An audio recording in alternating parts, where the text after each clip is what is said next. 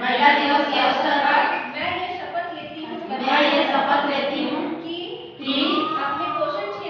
अपने पोषण क्षेत्र में सभी महिलाओं के सशक्तिकरण एवं समान अवसरों को प्रदान करने हेतु अपने दायित्वों का निर्वहन निष्ठापूर्वक करूंगी। मैं महिलाओं के संपूर्ण विकास हेतु विश्वास, पोषण, शिक्षा एवं कौशल विकास से संबंधित सभी सेवाओं से आच्छादित कराऊंगी।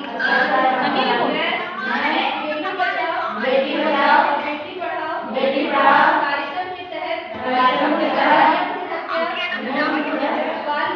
बाल विवाह बाल विवाह महिलाओं के